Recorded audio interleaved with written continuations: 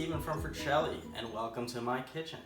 Meat and cheese boards can be made 1,000 different ways, but we're going to make it really easy for you to have a really great and well-rounded meat and cheese board. So we're going to have 2 meats, 3 cheeses, and 3 additions to once again round out this beautiful meat and cheese board. Cameron McCartney, are you ready? Okay, we have everything ready to go, everything out that's going to be going on the meat and cheese board. We have 2 cutting boards out, one to actually do some cutting and then the other to actually build our meat and cheese board. We're going to serve it on this one. I also have a ramekin here, which we're going to put some warm bread in. We're also going to put something really yummy in this little oil dish here. So without further ado, let's get started. Our first meat, or charcuterie, is thin sliced prosciutto. And we're going to put that in the bottom right corner and pull nice thin slices on and pile them up. Now we got a nice round mound of thinly sliced prosciutto. Next we have some really nice peppered salami. So the reason why we chose these meats together, the prosciutto is very thinly sliced and soft, and this is hard. We're going to cut it into thicker pieces. So I'm going to cut a nice round piece and then cut that in half, and then we have our individual slices, and we're going to cut these up and place them here. Okay, our meat is already done. So we just washed off the knife, and look Mom, I got a towel. And now we're ready to start prepping the cheese. First up with the cheese is Parmigiano Reggiano. I'm gonna go ahead and cut the ends off because they are hard. And then we're gonna use a big piece of the cheese, but not the whole thing. So I'm also just gonna cut this end off here. Then I'm gonna cut these into thin slices like so. All right, these big pieces we're gonna use as the centerpiece here and pile these up like so.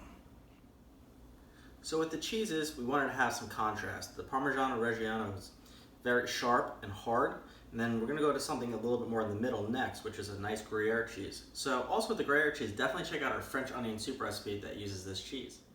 Now we're simply going to just put the cubes of the Gruyere down.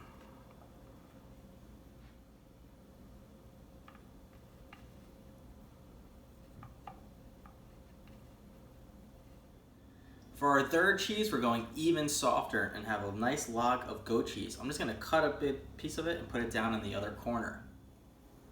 We're almost done already. This is so easy, right? More of an assembly job than actually cooking. So I've gone ahead and thrown the toaster oven on to warm. I'm going to slice up this bread. It's a nice little ciabatta roll, and I'm going to toss it into the oven to warm. Now, as promised earlier, we're going to put something in this little oil dipping dish we have here. So what we're going to do is we're going to coat the bottom of it with a nice layer of honey. Now I have a nice layer of honey on the bottom, some walnuts in there, and I'm going to drop in some dried cranberries as well. And then top off again with a little more honey. So I have a nice even coating, and these things are just going to be nice and sweet and really contrast with the sharp cheeses and salty meats. Our bread was starting to get nice and toasty in the oven, so we pulled it out and we're nicely putting it into the ramekin. We're down to our final step. So we saved this to last because we're going to be cutting up a fresh apple and we didn't want it to brown while we're preparing anything else. In terms of using the apples, I don't want to lie to you guys, I did a little bit of eeny, meeny, miny, mo. I landed on Fuji. That's what we're going with tonight.